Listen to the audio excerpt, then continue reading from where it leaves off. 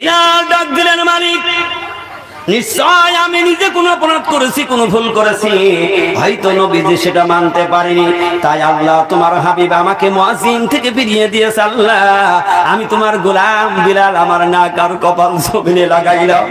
আর আমার মালিক কত কষ্ট করেছি, উমাইয়ার কাছে আমি আঘাতের পর আঘাত সহ্য করেছি।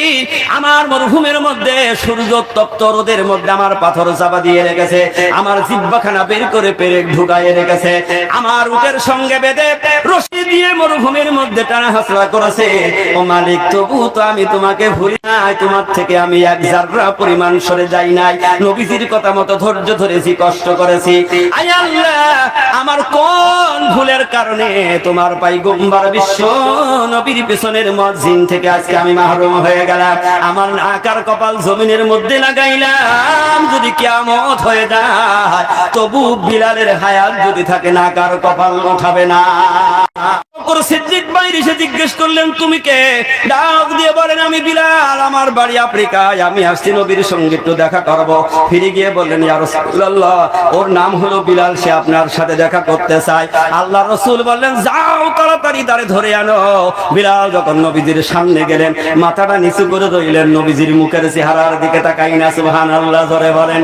কারণ বিলালের সামনের দাঁতগুলি এরকমের উঁচু ছিল, জীবনে কোনোদিন ঠোঁট দিয়ে আটকাইতে পারতো না, দাঁতগুলি উঁচু ছিল। মাথার চুলগুলা দেখলে মনে হতো যেন মাথার উপরে তাল গাছ খাড়া। আল্লাহু আকবার বলেন। চেহারাটা কালো কুৎসিত। বিলাল ডাক দিয়ে বলেন, ইয়া রাসূলুল্লাহ হাবিবাল্লাহ আমি বিলাল হইলাম আফ্রিকার মানুষ, আর এই দেশের উমাইয়ার কিনা গোলাম। আল্লাহু আকবার বলেন। হাক্কানি ওয়াজ চ্যানেল আপনাদের পাশে, আপনাদের সাথে, ন্যায়ের পথে। চ্যানেলটি প্রত্যেকে সাবস্ক্রাইব করুন। ধৈর্যটা হলো খুব বড় একটা নিয়ামত। ধৈর্য আমরা সবাই ধরতে পারি। সাহাবায়ে কেরামের জিন্দেগিটা কি ছিল? তাদের ধৈর্য ছিল কেমন? কারণ তাদের উপরে রুলার চালানো হয়েছে, তারপরেও তারা ঈমানকে ছেড়ে দেয় নাই। এর নাম হলো ধৈর্য ধরা। যেমন একটা কথা শুনি, হযরতে বিলাল রাদিয়াল্লাহু তাআলা আনহু, সেও হযরতে সাদ মতো একটা কালো মানুষ ছিল। তার বাড়ি ছিল আফ্রিকায়। কোথায় বাড়ি? বাড়ি কোথায়? আফ্রিকায়। গুলাম জাদা গুলাম, মানে বাবাও গুলাম, বিলালও গুলাম, মানে বিক্রিত গুলাম। এরা বাজারে দাঁড়াতো আর বাজার থেকে মানুষ কিনে নিয়ে যেত। কারণ ওই যে কিনে নিয়ে যাবে আর তার টাকা পয়সা কিছু দেবে না, একটু খাইতে দেবে আর তার দিয়ে খাটাবে। এই গুলাম জাদা গুলাম ছিল হযরতে বিলাল রাদিয়াল্লাহু তাআলা আনহু। তো বিলালের ঈমানের চিত্রটা দেখুন, কত বড় তার ঈমান ছিল, তার মধ্যে কতটা হক ছিল, কতটা ধৈর্য ছিল, আর তার আমলটা কত বড় কঠিন ছিল। আমি এই কথাটুকু বলেই শেষ করব, আপনারা কষ্ট পাবেন না তো?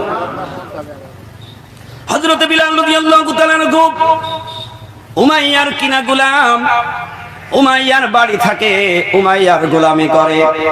কিন্তু গোটা মরুভূমি মক্কা মদিনা সবাই শুনেছে যে এই জামানায় একজন আলামিন সত্যবাদী এসেছে, যার নাম হলো মুহাম্মদ সাল্লাল্লাহু আলাইহি ওয়াসাল্লাম।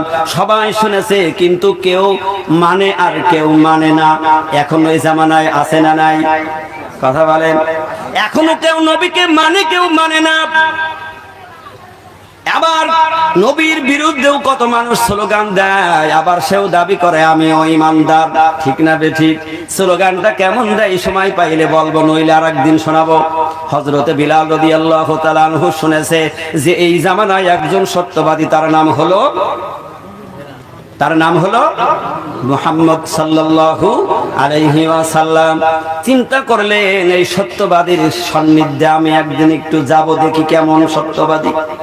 বিলাল রাদিয়াল্লাহু তাআলা আনহু প্রথম দিন আসলেন, কারণ তিনি আসবেন তো চুরি করে। কারণ উমাইয়া যদি টের পায় তাহলে বড় মজা আছে। কি আছে? মজা আছে। কারণ এই জন্য মজা বললাম, দেখবেন কোন সন্তান যদি একটু বেহাপানা হয়, সে যদি একটু অন্যায় করে, বাবা অথবা মা তার ধরে বলে, আয় তোরে পিটাবো, দেখবি কেমন মজা হয়। আচ্ছা, পিটাবে আবার মজা হবে? কথা বলেন না কেন? মানে ওই পিটানোটা ভয়াবহ তো বুঝাবার জন্যই বলছে, তোরে পিটাবো, দেখবি কেমন মজা। আচ্ছা বলুন, পিটাইলে মজা হবে? কি বলে, কে বলে না? উমাইয়ার কিনা গোলাম হযরত বিলাল রাদিয়াল্লাহু তাআলা আনহু একদিন চলে আসলেন, নবীজির হুজরার পাশে এসে শুধু একটু ঘোরাঘুরি করছে। কিন্তু অন্তরে সাহস হয় না, নিজেকে বড় ছোট মনে করে, নিজেকে এত ছোট মনে করে আমার মতো বিলাল। কারণ আমার চেহারা তো মদিনার মানুষের সাথে কোনো মিল হবে না, কারণ আরব ভূমির মানুষের চেহারাটা পাকা আমের মতো। সুবহানাল্লাহ জোরে বলেন। চেহারাও যেমন, লাশও তেমন, দেখতেও তেমন সুন্দর। আর বিলাল হলো এত কালো, আধার রাত্রে যদি বিলাল দাঁড়িয়ে যেত, ওখানে মানুষ আছে না গোটা আধার বোঝা যেত না। আপনারা বলেন এই মজলিসেও অনেক কালো মানুষ আছে, যেই কালো মানুষগুলি জান্নাতে যাবে না। কালো মানুষ একটাও জান্নাতে যাবে না। এই মজলিসে যারা বুড়ারা এসেছেন, বুড়া মানুষ একটাও জান্নাতে যাবে না। আপনারা এখন আমারে মারলেও মারতে পারেন, আমি বললাম একটা কালো মানুষও জান্নাতে, কথা বলেন না কেন? আরে বলেন না কেন? একটা কালো মানুষও জান্নাতে যাবে না। এ দাদা হাসছে, বুড়া দাদাও জান্নাতে যাবে না। পরবর্তীতে লাস্টে বলে দেব। বিলাল মনে করলেন আমার মতো কালো মানুষ, এত কুৎসিত কালো মানুষ, দাদা চিন্তা করছে আমিও তো কালো, জান্নাত পাবো না। বিলাল মনে করলেন যে আমার মতো মানুষ কেমন করে ওর মধ্যে ঢুকি। আবু বকরের চেহারা দেখলে চোখ ফেরানো লাগে না, কিন্তু আড়াল থেকে বিশ্ব নবীর চেহারা এক নজর দেখলেন বিলালের চোখ আর কোনো দিকে যায় না। যেই কথা আয়েশা সিদ্দিকা রাদিয়াল্লাহু তাআলা আনহা বলেছিলেন, পৃথিবীর মানুষ তো ইউসুফ আলাইহিস সালামের নিয়ে খুব গল্প করে, কথা বলেন করে কি করে না? যে ইউসুফ আলাইহিস সালাম বড় চেহারাওয়ালা মানুষ ছিল, সুন্দর মানুষ ছিল। কত সুন্দর ছিল ইউসুফ আলাইহিস সালাম। যখন খানা খাইতেন, কোন নাড়ি দিয়ে কোন জায়গা দিয়ে পেট পর্যন্ত যাইতো, বাইরের উপর থেকে ইউসুফ আলাইহিস সালামের খানার লাইন দেখা যেত। এত স্বচ্ছ ছিল চেহারা যে রক্ত কিভাবে যেত, খানা খাইতেন বাইরে থেকে দেখা যেত। ইউসুফ আলাইহিস সালামের জন্য ওই জামানার মহিলারা তার চেহারার চোখ থেকে সরে না, তরকারি কুটতে গিয়ে হাতের আঙ্গুল কেটে ফেলেছে। আল্লাহু আকবার বলেন। ইউসুফের চেহারা দেখে চোখ ভরে না, তরকারি কুটতে গিয়ে হাতের আঙ্গুল কেটেছে। মা আয়েশা জননী সিদ্দিকা রাদিয়াল্লাহু তাআলা আনহা বলেন, ওই জামানার মহিলারা যদি আমার নবী, বিশ্ব নবী মুহাম্মদুর রাসূলুল্লাহ সাল্লাল্লাহু আলাইহি ওয়াসাল্লামের চেহারা মুবারক দেখতো, আল্লাহু আকবার বলেন, আমার নবীর চেহারা যদি দেখতো, আঙ্গুল কাটতে কাটতে কাটতে কাটতে ওই জামানার মহিলারা কখন কলিজা কেটে ফেলতো, কিন্তু বিশ্ব নবীর চেহারা তাদের চোখে লেগে যেত, কলিজা কাটতো কিন্তু ব্যথা অনুভব করতো না। হযরতে বিলাল নবীজির চেহারা দেখে আর বাইরে ঘোরাঘুরি করে, নিজেকে অনেক ছোট মনে করে, আমি যাব কি যাব না, যাইতে পারবো কি পারবো না, বা আমার সাথে কথা বলবে কিনা, আমি ওখানে ঢুকতে পারবো কিনা, বাইরে ঘোরাঘুরি করে। আবু বকর সিদ্দিক রাদিয়াল্লাহু তাআলা আনহু বলেন, ইয়া রাসূলুল্লাহ, হাবিবাল্লাহ, বাইরে একটা মানুষ এসেছে, সে শুধু ঘোরাঘুরি করে, বলে দেখো তো কে। এবার হযরতে আবু বকর সিদ্দিক বাইরে এসে জিজ্ঞেস করলেন, তুমি কে? ডাক দিয়ে বলেন, আমি বিলাল, আমার বাড়ি আফ্রিকায়, আমি আসছি নবীর সঙ্গে একটু দেখা করব। ফিরে গিয়ে বললেন, ইয়া রাসূলুল্লাহ, ওর নাম হলো বিলাল, সে আপনার সাথে দেখা করতে চায়। আল্লাহ রাসূল বললেন, যাও তাড়াতাড়ি তারে ধরে আনো। বিলাল যখন নবীজির সামনে গেলেন, মাথাটা নিচু করে রইলেন, নবীজির মুখের চেহারার দিকে তাকাই না। সুবহানাল্লাহ জোরে বলেন। কারণ বিলালের সামনের দাঁতগুলি এরকমের উঁচু ছিল, জীবনে কোনোদিন ঠোঁট দিয়ে আটকাইতে পারতো না, দাঁতগুলি উঁচু ছিল। মাথার চুলগুলা দেখলে মনে হতো যেন মাথার উপরে তাল গাছ খাড়া। আল্লাহু আকবার বলেন। চেহারাটা কালো কুৎসিত। বিলাল ডাক দিয়ে বলেন, ইয়া রাসূলুল্লাহ, হাবিবাল্লাহ, আমি বিলাল হইলাম আফ্রিকার মানুষ, আর এই দেশের উমাইয়ার কিনা গোলাম। আল্লাহু আকবার বলেন। ইয়া রাসূলুল্লাহ, আমি যে আপনার কাছে আসছি, আপনি আমার ঈমানে কালেমা পড়াই দেন। জোরে বলুন সুবহানাল্লাহ। আল্লাহর নবী, বিশ্ব নবী জনাবে মুহাম্মদুর রাসূলুল্লাহ সাল্লাল্লাহু আলাইহি ওয়াসাল্লাম বলে, বিলাল, তুমি আমার জবানের সাথে তেলাওয়াত করো। বিলাল তেলাওয়াত করেছে, নবীজি তেলাওয়াত করেছে, আশহাদু আল্লা ইলাহা ইল্লাল্লাহু ওয়াহদাহু লা শারীকা লাহু ওয়া আশহাদু আন্না মুহাম্মাদান আবদুহু ওয়া রাসূলুহু। সুবহানাল্লাহ। জোরে বলেন। বিলাল রাদিয়াল্লাহু রাদিয়াল্লাহু তাআলা আনহু কালেমা তেলাওয়াত করলেন। আল্লাহর হাবিব বললেন, বিলাল তুমি এখন ঈমান এনেছো, এই ঈমানকে মজবুত রাখতে হলে তোমার আমলে সালেহ করতে হবে আর তোমার মধ্যে হক প্রতিষ্ঠা করতে হবে। ও বিলাল তুমি যে অবস্থায় থাকো না কেন, তোমার চতুর্থ নম্বরের সবক হইল সবরি, তোমাকে ধৈর্য ধারণ করা লাগবে। নবীজি শর্ত বলে দিলেন কয়টা? ও বিলাল তুমি যে ঈমান আনলে, তোমার ঈমানকে পরে আনার কাজ হবে তোমার আমল করতে হবে, আমলে সালেহ করা লাগবে। কিন্তু বিলাল রাদিয়াল্লাহু তাআলা আনহু যখন কালেমা পড়ে ইসলাম কবুল করলেন, তখনও নামাজ ফরজ হয় না। আল্লাহু আকবার বলেন। তখনও নামাজ আসে না, আল্লাহ রাসূলের মিরাজ হয় না। নবীজি বললেন, বিলাল রে তুমি একটা আমল করবে। বলে, কি আমল করব ইয়া রাসূলুল্লাহ? আল্লাহর হাবিব বললেন, বিলাল তুমি যে কালেমা গ্রহণ করেছো, সর্বক্ষণ সর্বাবস্থায় এই কালেমার জিকির করবা। আর বিলাল তোমার মধ্যে হক প্রতিষ্ঠা করতে হবে। বিলাল তোমার শখের শর্ত হলো কখনো না যেন তোমার জিহ্বার মধ্যে কোনো নাপাক কোনো খাবার না ঢোকে। আল্লাহু আকবার বলেন। কেন? হযরত মাওলানা সুফি মুফতি আযান গাছ রাহমাতুল্লাহ আলাইহি বললেন, নামাজ আদায় করবা, কোরআন তেলাওয়াত করবা, তৃতীয় নম্বরের শর্ত হলো হালাল রুজি খাবা, কখনো হারামের সংস্পর্শে যাইতে পারবা না। এটা তো আমার মুর্শিদের কথা নয়, এই কথা হলো আমার মালিক আল্লাহ তাআলার কথা। একটু গবেষণা করো, ভাবো। আল্লাহ রাসূল বললেন, বিলাল খবরদার তোমার জিহ্বায় যেন কোনো নাপাক হারাম খাবার না পড়ে রে বিলাল। কারণ তুমি যেই জবান দিয়ে আল্লাহর নাম উচ্চারণ করবা, যেই জবান দিয়ে আল্লাহর জিকির করবা, এই জবানটা যদি নাপাক হয়, তোমার আমলের চাইতে গুনার পাল্লা বেশি ভারী হবে। আর আল্লাহ তোমাকে না পছন্দ করবে, তোমাকে পছন্দ করবে না। কারণ মালিক আল্লাহ তাআলা বান্দার কত সুন্দর করে সৃষ্টি করেছে। মার গর্ভের মধ্যে আমি আপনি যখন ছিলাম, নাপাক রক্তের মধ্যে হাবুডুবু খেয়েছিলাম। কথা ঠিক না বেঠিক? একটু ভাবুন, চিন্তা গবেষণা করুন। প্রত্যেকটা সন্তান নারী আর পুরুষ মার গর্ভের মধ্যে ওই নাপাক রক্তের মধ্যে ডুবে থাকে। কিন্তু মালিক আল্লাহ তাআলা ওখানেও তো বান্দার খাবারের ব্যবস্থা করে দিয়েছে। কারণ প্রত্যেকটা সৃষ্টি জীবের উপরে খাবার লাগে কি লাগে না? আল্লাহ তাআলা চিন্তা করলেন, আমার বান্দা এমন একটা ফ্যাক্টরির মধ্যে আমি তাই তৈরি করব, এখানেও খাবারের ব্যবস্থা করা লাগবে। আল্লাহ তাআলা চিন্তা গবেষণা করলেন, আল্লাহর চাইতে বড় মহৎ বড় জ্ঞানওয়ালা আর পৃথিবীতে কেউ নাই। আল্লাহ হইল সবচেয়ে মহান। আল্লাহ তাআলা চিন্তা করলেন, আমার ওই বান্দার তো খাবারের দরকার হবে, ওখানে তো কোনো বাইরের থেকে খাবার পাঠানো যাবে না। একটু চিন্তা করেন, কোন জায়গায় আমি আপনি ছিলাম? আমার আপনার এত বাহাদুরি, এত তাকব্বুরি, এত অহংকারী বড়া। একটু ভাবুন, কোন জায়গায় আমি আপনি ছিলাম? না পাক পানির মধ্যে ডুবেছিলাম। কিন্তু আল্লাহ তাআলা কত ভালোবাসা দয়ার মালিক, তিনি যে রহমান নাম, এই নামটা জীবনে গবেষণা করি নাই। আল্লাহ বলছে, আমি শুধু রহমানই নয়, আমি রহিমও। আমি শুধু রহমান রহিম নয়, আমি গফুরুর রহিম। সুবহানাল্লাহ ধরে বলেন। আল্লাহ তাআলা চিন্তা করলেন, আমার বান্দার কিছু খাবারের প্রয়োজন হবে, ওই খাবার তো বাইরে থেকে কোনো দেওয়া যাবে না, ওখান থেকে খাবার পরিবেশন করা লাগবে। আল্লাহ তাআলা কি করলেন? মার ওই যে মাসিক নামক অসুখটাকে বন্ধ করে দিলেন। সুবহানাল্লাহ ধরে বলেন। কারণ মার গর্ভে যখন সন্তান এসে যায়, তখন মার ওই ছুটি বন্ধ হয়ে যায়। যারা জ্ঞানী মানুষ সরে বুঝে নেবেন, ওটা বন্ধ করে দিয়ে মার ওই মাসিকের নাড়িটা ওখান থেকে ঘুরিয়ে সন্তানের পেটের নাড়ির সাথে আল্লাহ তাআলা বাঁধে দেয়। সুবহানাল্লাহ ধরে বলেন।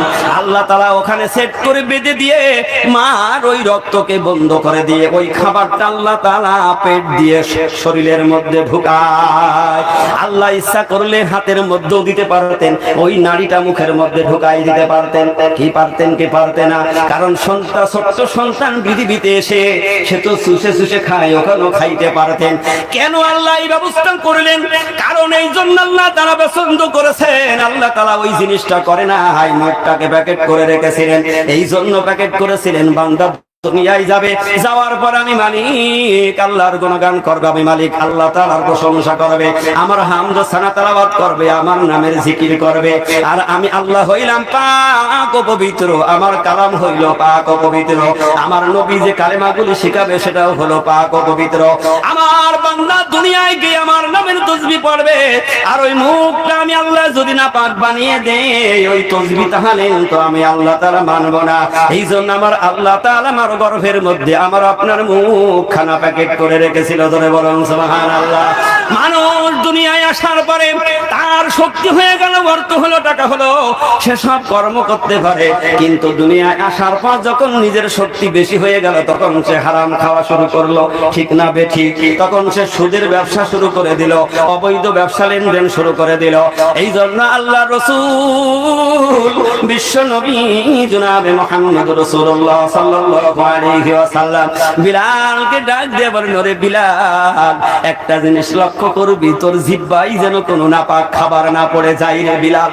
বিলাল তাই করলেন, কারণ বিলাল চিন্তা করলেন আমাকে মানতে হবে, কারণ আমি নবীজির প্রতি বিশ্বাস করেছি, আল্লাহকে ভালোবেসে ফেলেছি, আমি নবীর হাতের কালেমা পড়েছি। আল্লাহ রাসূল বলেন কালেমা পড়নেওয়ালা তো একটা সোয়ারির মতো হয়ে যাবে। আপনারা সোয়ারি চেনেন? সোয়ার চেনেন? দেখবেন ঘোড়াকে সোয়ার বলা হয়। এই ঘোড়া কিন্তু যখন তার মালিক নিয়ে যায়, গাড়ি বয় আর অন্য কিছু যখন বয়, দেখবেন গালের মধ্যে একটা কি দেয়, ওর নাম কি? ওর নাম কি? নেগাম দেয়। জানেন না? মুখস্থ করবেন। নেগাম গালের মধ্যে দেয়, বোধহয় ঘুমাচ্ছে। নেগাম গালের মধ্যে দিয়ে রাখে, মালিক পেছন দিকে যেদিকে টান দেয় সেদিকে ঘরে, একটিবারও বলে না যে তুমি টানছ আমি ঘুরতে পারবো না। কালেমা পড়নেওয়ালা মুসলমান নেগাম গালে দিল, এখন মালিক যেদিকে ঘোরাবে সেদিকে ঘুরতে হবে। যদি ঘুরতে পারে তাহলে ওই ব্যক্তি ইন্নাল ইনসানা লাফি খুসরি, ওই খসারা, ওই জাহান্নাম থেকে মুক্তি পাবে। জোরে বলুন সুবহানাল্লাহ। নবীজি বললেন বিলাল, বন্ধ করে দেব? নবীজি বললেন বিলাল, ও বিলাল, বেশি বেশি করে কালেমার তাসবিহ পাঠ করবা। ও বিলাল, তুমি জানো না আমি নবী জানি, আজকে কোন আল্লাহর বান্দা যদি তার জবান দিয়ে একবার কালেমা শাহাদাত পাঠ করে, তাহলে আমি আল্লাহ তাআলা আমাকে শুনিয়ে দিয়েছে 80 বছর কুফরি গুনাহ করেছে, এই কুফরি গুনাহ করে জীবন বরবাদ করে ফেলেছে। একবার যদি কালেমা শাহাদাত পাঠ করে 80 বছরের কুফরি গুনাহ আমার আল্লাহ তাআলা মাফ করে দেয়। জোরে বলুন। হযরত বিলাল তাই করে। বিলালের মধ্যে ধৈর্য শতভাগ। বিলাল জিকির করে, সারা রাত জিকির করে, কিন্তু এই আওয়াজ পৌঁছে গেছে উমাইয়া পর্যন্ত। এবার উমাইয়া টের পেয়েছে যে বিলাল রাসূলের কাছে গিয়ে কালেমা পড়েছে। উমাইয়া টের পেলেন, এসে বলল বিলাল, তুমি নাকি নবীজির কাছে গিয়ে কালেমা গ্রহণ করেছো? বিলাল বললেন হ্যাঁ। সুবহানাল্লাহ জোরে বলেন। একটু অন্তরের মধ্যে ভয় নেই, ডর নেই, সাথে সাথে বললেন হ্যাঁ। কেন বললেন? কারণ যার মধ্যে ঈমান থাকবে, ঈমানদার কখনো পৃথিবীর কোনো কারোর কাছে মাথা নত করবে না, কখনো সে ভয় পাবে না, তার মধ্যে কোনো চিন্তা ফিকির থাকবে না। আল্লাহ তাআলা বলেন লা খাউফুন আলাইহিম ওয়ালা হুম ইয়াহজানুন, কারণ ঈমানদার তো সে আমার বন্ধু হয়ে যাবে। সুবহানাল্লাহ। ঈমানদার আমার বন্ধু হয়ে যাবে, সে কখনো ভয় পাবে না, সে কখনো চিন্তাও করবে না। বলল হ্যাঁ আমি কালেমা পড়েছি, আমি ঈমান এনেছি। উমাইয়া ডাক দিয়ে বলে বিলাল, এতদিন তো তুমি ভালো ছিল, কিন্তু তুমি যে কথা বললে এখন তুমি বুঝতে পারবে, কিন্তু তুমি কালেমা ছেড়ে দাও, যদি না ছাড়ো তাহলে তোমার অনেক মুসিবত সামনে আছে। এবার বিলাল চিন্তা করলেন আমি এখন হক প্রতিষ্ঠা করব, যা হয় তা হবে, এখন যদি আমার মৃত্যু হয়ে যায় তাও হবে। মনের মধ্যে ধৈর্যটা শতভাগ নিয়ে নিলেন। সুবহানাল্লাহ। পরের দিন উমাইয়া এসে ডাক দিয়ে বলে বিলাল, ও বিলাল, তুমি কালেমা ছাড়লা না, তোমার থাকার একটা ঘর দিয়েছিলাম, আজকে ঘরটাও ছিনিয়ে নিলাম, এখন তোমার থাকার ব্যবস্থা হবে, ওই গোয়াল ঘরে তুমি থাকবে। উমাইয়া ডাক দিয়ে বলে রে বিলাল, তুমি এখন ওই ছাগল গরু যেই ঘরে থাকে ওই ঘরে থাকতে হবে, ঘরে তুমি থাকতে পারবে না। বিলাল তাই মেনে নিলেন, ধৈর্য সবর করলেন যে আমি সেখানেই থাকবো, কিন্তু আমি ঈমান এনেছি, কালেমা ছাড়বো না। আল্লাহু আকবার বলেন। আমরা কিন্তু ঈমানদার, একটু হাসা ভাসা হলেই সেদিকে আর নাই, এরকম মানুষ আছে না নাই? আছে না নাই? একটু সামান্য ডিসপ্লেজ হয়ে গেছে, সেদিন আর নামাজে যায় না, তাহলে কেমন ঈমানদার? একটু শরীরের একটু অসুবিধা হয়েছে, সেদিন আর রোজা নাই, কেমন ঈমানদার? একটু পানি পড়েছে, করেছে, ওর সিকুল মজলিসে নাই, কেমন ঈমানদারের মানুষ আছে না নাই? আছে না নাই? ও আমার আব্বারে ভাইরা, শরীরটা একটু অসুস্থ বোধ করেছে, মসজিদে নামাজের জামাতে নাই, দেখবেন বাড়ির কাছের মানুষ মসজিদের দিকে যাইতে চাই না, ঘরে নামাজ পড়ে। কিন্তু একটা জিনিস শুনে রাখো রে মুসলমান, আল্লাহর হাবিব বিশ্ব নবীর কাছে একজন সাহাবী আসলেন, সে অন্ধ, একটা চোখ নেই। এ মানুষ সুন্দালিয়া তো দেখিনে, সব ভালো চোখওয়ালা মানুষ। একটা অন্ধ মানুষ এসে ডাক দিলেন, ইয়া রাসূলুল্লাহ, হাবিবাল্লাহ, আমি অন্ধ, আমাকে মসজিদে জামাতে আসতে বড় কষ্ট হয়, আমাকে কি কোনো ছাড় দেওয়া যাবে নাকি? নবীজি কোনো কথা বলেন না। অন্ধ আবার বলি, ইয়া রাসূলুল্লাহ, আমার ঘর থেকে আসতে বড় কষ্ট হয়, আমি অন্ধ। নবীজি ডাক দিয়ে বলেন, ও আল্লাহর বান্দা, তুমি কি আযান শুনতে পাও? সুবহানাল্লাহ বলেন, তুমি কি আযান শুনতে পাও? সাহাবী বলেন, ইয়া রাসূলুল্লাহ, আমি আযান তো শুনতে পাই। নবীজি বললেন, তুমি আযান শুনবে, আযানের জবাব দেবে, আর মসজিদে জামাতে এসে নামাজ আদায় করবে। আল্লাহু আকবার। তাহলে নামাজ কোনে পড়বেন একটু চিন্তা ফিকির করেন। উমাইয়া বলেন, বিলাল, তোমাকে গোয়াল ঘরে থাকা লাগবে, তোমার তো ঘর আরো হবে না, খাবারটাও ঠিক মতো পাই না। কিন্তু বিলালের তো মন মানে না, কারণ আল্লাহ রাসূল বলেছেন পাক থাকতে, পবিত্র থাকতে। পবিত্র শুধু খাবারই হবে না, শরীরটাকেও পবিত্র রাখতে হবে, ঠিক না বেঠিক? আপনি খাবারটা পবিত্র রাখলেন কিন্তু পোশাকটা পবিত্র রাখলেন না, হারাম টাকার পোশাক গায়ে দিলেন, কিন্তু এটাও তো আপনার জন্য ক্ষতি করবে, নামাজ হবে না, ঠিক না বেঠিক? কথা বলেন না কেন? ঠিক না বেঠিক? আল্লাহ রাসূলের কাছে বিলাল চলে গেলেন। বিলাল ডাক দিয়ে বলেন, ইয়া রাসূলুল্লাহ, হাবিবাল্লাহ, আমি বিলাল বড় মুসিবতে, বড় কষ্টের মধ্যে আছি, আমার বড় কষ্ট ইয়া রাসূলুল্লাহ, কারণ উমাইয়া টের পেয়ে গেছে আমার উপর এখন নির্যাতন শুরু হবে, আমাকে কি করবে ইয়া রাসূলুল্লাহ আমি তো জানি না। আল্লাহর হাবিব বললেন, বিলাল, ধৈর্যশীলকে আমার মালিক আল্লাহ বেশি পছন্দ করে। সুবহানাল্লাহ। আল্লাহ রাসূল বলে দিলেন যে ধৈর্যশীলকে আমার আল্লাহ বেশি পছন্দ করে। এবার উমাইয়ার কিনা গোলাম বিলাল আর কথা বলে না, বলে, ইয়া রাসূলুল্লাহ, আমি তো ওখানে থাকি, গরু বাছুরের সেই পোশাক পায়খানা ওর মধ্যে বড় কিছু পড়ে, কিন্তু আমার দেহটা তো নাপাক বানিয়ে দেবে, কারণ ওই নাপাক তো ছুটে এসে আমার গায়ে পড়বে। আল্লাহ রাসূল কি একটা কথা বললেন শুনুন। আল্লাহ রাসূল বললেন, বিলাল, তুমি ওই ছাগলগুলি, গরুগুলি যখন ওই গোয়াল ঘরে ঢোকাবে, ওদের কানের কাছে একটু বলে দিও যে, রে, আমার আল্লাহ রাসূল বলেছে আমি বিলাল তোদের সাথে থাকি, তোরা ঘরে যেন আর নাপাক করবি না। সুবহানাল্লাহ বলবেন না? ইমানদারের মর্যাদাটা কি দেখেন, তোরা যেন ওই ঘরটা নাপাক করবি না। বিলাল রাদিয়াল্লাহু তাআলা এই কথাটা বললেন, ওই দিন থেকে ছাগল, গরু, উট ওই গোয়াল ঘরে আর পেশাব পায়খানা করে না। কিসের বদলতে? ইমানের বদলতে। সুবহানাল্লাহ। ইমানের বদলতে। কারণ তার ইমানটা হলো শতভাগ। নবীজি বলেছে এই কথাটা বলে দিবি, কারণ আল্লাহ রাসূলের এই কথা পশু পাখি বোঝে কি বোঝে না? জোরে বলুন। পয়গম্বরদের কথা সকল সৃষ্টিকুল তারা বোঝে, কিন্তু মানুষ বোঝে না। কারা বোঝে না? হ্যাঁ বলো না সাহেব, ঘুমাচ্ছে মানুষ বোঝে না। কিন্তু উমাইয়া চিন্তা করলো, কিরে, বিলাল তো ঘর পরিষ্কার করে না, আর যারা বাকি লোক ছিল সব উমাইয়ার কাছে বললো, আমরা প্রত্যেকদিন সকালবেলা আমাদের গোয়াল ঘর যার যার শ্রেণী ভাগ আছে আমরা পরিষ্কার করি, আর বিলাল তো সবকিছু করে না, ও ঘরটা তো মনে হয় নোংরা করেছে, কিন্তু কেউ যেয়ে দেখে না। উমাইয়ার কাছে বিচার গেল, উমাইয়া আসলো, এবার বিলালকে বেশি সাজা দেবো, কষ্ট দেবো। এসে বলছে, বিলাল, তুমি নাকি আমার গোয়াল ঘর পরিষ্কার করো না? কয়, আমার ঘরটা তো পরিষ্কার। বলে, বাহানা করা জায়গা পাও না। কথা বলেন। কারণ উমাইয়া তো জানে ও তো পরিষ্কার করাই লাগবে, কারণ ওদের খাসলত তো খাবে আর পিছন দিয়ে বের করবে। কথা ঠিক না বে ঠিক? কথা বলেন। ও পিছন দিয়ে খালি ওরা বের করে না, মানুষও বের করে। মানুষও ওদের মতো খায় আর ঘুমায় আর বের করে, গোলামি করে না আল্লাহ। ঠিক না বে ঠিক? আর ওরা জিকির করে কার? আল্লাহর। উমাইয়া দেখলো সত্যিই তো। উমাইয়া তখন কিছু বলে না, কিন্তু উমাইয়া তো ওই মুজিজা দেখেও তো উমাইয়ার ঈমান আনার কথা ছিল। কথা ঠিক না বে ঠিক? কিন্তু হিদায়াত যদি কপালে না থাকে, শত মুজিজা দেখলেও সে হিদায়াতওয়ালা হবে না। ঠিক না বে ঠিক? কারণ রাসূলের কাছে অনেক মুজিজা দেখেছে। আমার আল্লাহ তাআলা বলেন, আমার হাবিবের প্রতি আমি কত মুজিজা দিয়েছি। আল্লাহ তাআলা বলেন স্পষ্ট, 10,000-এর ঊর্ধ্বে আমি আল্লাহ রাসূলকে মুজিজা দান করেছি। আর আগের পয়গম্বরদের কারোর একটা কারোর দুইটা, সুবহানাল্লাহ জোরে বলেন। এরকমের মুজিজা ছিল, কিন্তু আল্লাহ রাব্বুল আলামিন বিশ্ব নবী আখেরি জামানার পয়গম্বর বিশ্ব নবীর উপরে 10,000-এর ঊর্ধ্বে মুজিজা দান করেছে।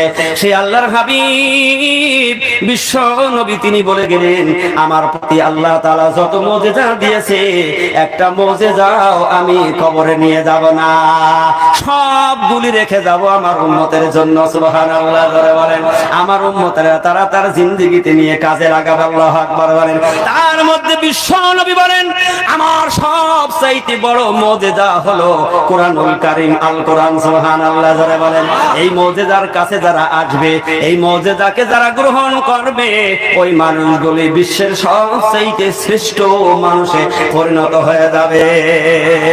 আল্লাহকে যারা বেশেছে ভালো, দুঃখ কি আর তাদের থাকতে পারে, দুঃখ কি আর তাদের থাকতে পারে। যারা লইয়াছে মুখে আল কোরআনের বাণী, যারা লইয়াছে মুখে আল কোরআনের বাণী, হতাশা কি আর তাদের থাকতে পারে, দুঃখ কি আর তাদের থাকতে পারে। সামনে বাড়ালো পাজারা আজ নতুন পৃথিবী গড়িতে,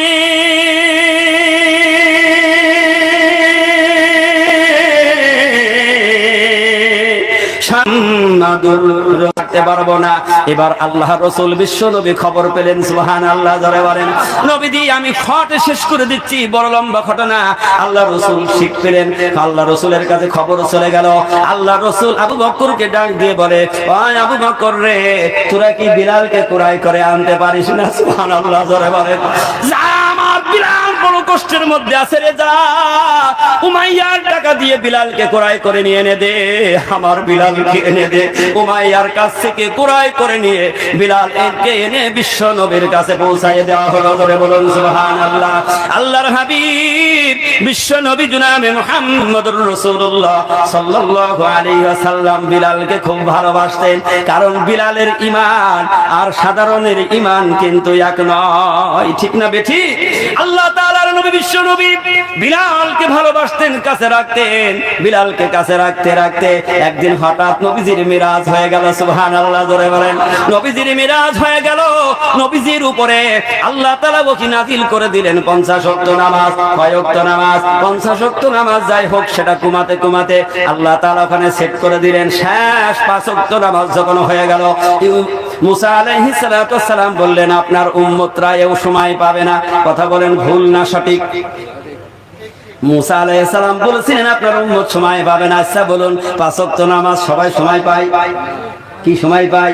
সন্ধ্যাবেলা চাঁদ দোকানে গল্প করতে গিয়ে মাগরিব শেষ, খেলাধুলা করতে গিয়ে আসর শেষ, দুপুর বেলা গোসল করে খানা খাইতে জহর শেষ, সকালের ফজরের নামাজ ঘুমের মধ্যে তার কুপকাত শেষ। ঠিক না বেঠিক? আর ঈশার সময় তার সিরিয়াল দেখতে দেখতে ঈশা শেষ। আছে না নাই? আছে না নাই? এগুলি করতে তার নামাজ শেষ হয়ে যায়।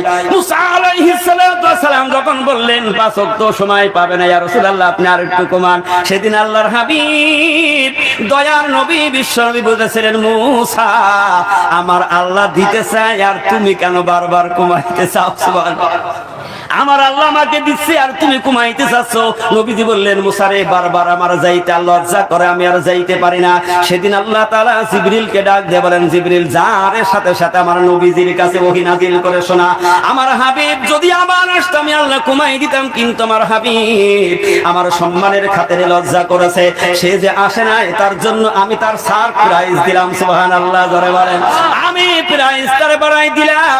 আমার নবী, আমার নবীর উম্মতের তারা এক ওয়াক্ত নামাজ আদায় করবে, আর এক ওয়াক্ত নামাজের বিনিময় আমি আল্লাহ তাআলা 10 ওয়াক্ত নামাজের নেকি তাদের আমলনামায় দিয়ে দেব।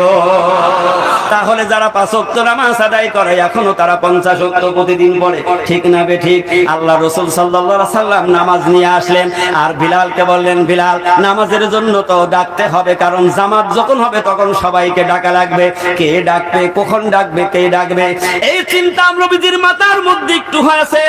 নবীজির জবান দিয়ে কোনো কথা বলতে হতো না, মনের মধ্যে যদি একটু আঁকিয়ে যেত, সঙ্গে সঙ্গে আমার মালিক আল্লাহ তাআলা জিবরিলকে পাঠিয়ে দিত। সুবহানাল্লাহ জোরে বলেন। কেমন জিবরিল আসতো একটু ভালো করে শোনো রে মুসলমান। অন্যান্য পয়গম্বরের কাছে 100 বার, 300 বার, 500 বার এসেছে জিবরিল, আর আমার হাবিব বিশ্ব নবী জনাবে মুহাম্মদুর রাসূলুল্লাহ সাল্লাল্লাহু আলাইহি ওয়াসাল্লামের কাছে 40,000 বারের ঊর্ধ্বে নবীজি এসেছে 23 বছরের মধ্যে। কত হাজার? 40,000 বারের ঊর্ধ্বে জিবরিল বিশ্ব নবীর কাছে আগমন করেছে। সুবহানাল্লাহ, আস্তে বলেন। আল্লাহ তাআলা জিবরিল বলেন, ইয়া রাসূলুল্লাহ, হাবিবাল্লাহ, নামাজের জন্য ডাক দেবে আমার মালিক আল্লাহ বলেছে বিলালকে অনুমতি দিয়ে দেন। কার অনুমতিতে বিলাল আজান দিত? কথা বলেন না কেন? হুকুম কার? আল্লাহর পক্ষ থেকে অর্ডার হয়ে গেছে, আপনার বিলালকে আজান দেওয়ার অনুমতি দেন। বিলাল আজান দিত মসজিদে। সেই বিলাল, ইমানের কত দাম দেখেন। বিলাল মসজিদে আজান দিত। হঠাৎ একদিন যখন মসজিদে নববী সংস্কার হচ্ছে, সবকিছু পরিবর্তন হচ্ছে, ওই খাজুর গাছের খুঁটি সরানো হচ্ছে, নতুন মেম্বার তৈরি হচ্ছে, আল্লাহ রসুল মসজিদের ইমাম, মদিনার মানুষ সবাই কি বলল যে এত সুন্দর ইমামের পেছনে এই কালো কুচ্ছিত বিলাল আজান দেবে, এটা শোভা পায় না। এরম আছে না নাই? কি বলেন, আছে না নাই? দেখবেন যদি মসজিদের মুয়াজ্জিন ইমাম যদি দেখতে একটু খারাপ হয়, চিন্তা করে দূর এই পেছনে নামাজ পড়বো, কিন্তু তার ভিতরের ইমানটা মজবুত। কথা বলেন। চেহারা খারাপ, গরিব মানুষ, পোশাকও সুন্দর নাই, ইমামরে দেখলে নাক ছিটকায়, দূর আছে না এরকম মানুষ? কথা বলেন না কেন? আরে আপনাদের এখানে অন্য জায়গায় তো আছে, এগুলি ইতিহাস শোনা যায়। এখন সবাই বলল যে বিলালকে আজান দেওয়া মানাই না। ইয়া রাসূলুল্লাহ, চেহারাওয়ালা মানুষ, গলার কণ্ঠওয়ালা মানুষ, কারণ বিলালের কণ্ঠ ছিল তুতলা। কেন জানেন? উমাইয়া তো কষ্ট দিচ্ছিল। উমাইয়া কি করেছিল, বিলাল যখন কালেমা ছাড়িনি তখন উমাইয়া 4 লোকজন দিয়ে বিলাল রাদিয়াল্লাহু তাআলা আনহুর জিহ্বাকে টান দিয়ে নিয়ে জিহ্বার মাঝখানে পেরেক ঢুকিয়েছিলেন। কি ঢুকিয়েছিলেন? পেরেক। এই পেরেক ঢোকানোর পরে ওইখানে ক্ষত বিক্ষত হয়ে ওই জায়গাটায় একটা পয়জন লেগে যায়, ঘা হয়ে যায়। ঘা হওয়ার পরে ওইটা আস্তে আস্তে শুকিয়ে মাঝখানে একটা শক্ত হয়ে ওটা ভেসে যায়।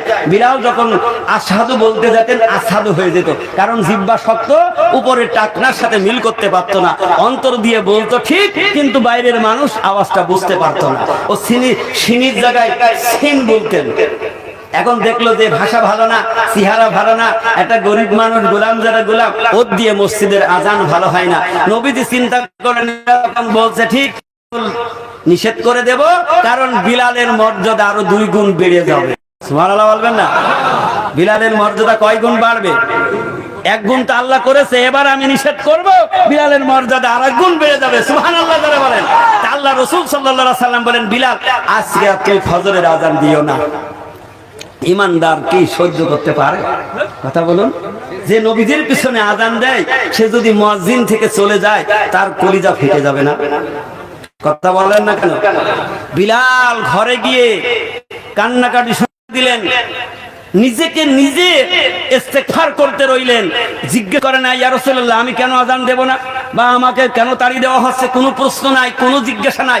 আমাদের যদি কেউ একটু বলে, হুজুর আজকে আর আপনি বক্তৃতা দিয়েন না, তাহলে বলবে কেন, কি হলো? হ্যাঁ আমি পারবো না কেন? এরকম করি কি করি না? কথা বলেন। কিন্তু সে ধৈর্য নেই। বিলাল কোনো প্রশ্ন নাই, রাসূলকে কিছু জিজ্ঞাসা না করে নিজেকে ছোট মনে করে নিজের সেই ভাঙা হুজুর টু তার সেই হুজরার মধ্যে গিয়ে তিনি সিজদায় পড়ে কাঁদতেছে। কার কাছে? বিলাল ডাক দিলেন, মালিক নিশ্চয় আমি নিজে কোনো অপরাধ করেছি, কোনো ভুল করেছি, হয়তো নবীজি সেটা মানতে পারেনি, তাই আল্লাহ তোমার হাবিব আমাকে মুয়াজ্জিন থেকে ফিরিয়ে দিয়েছে। আল্লাহ আমি তোমার গোলাম বিলাল আমার নাক আর কপাল জমিনে লাগাইলাম।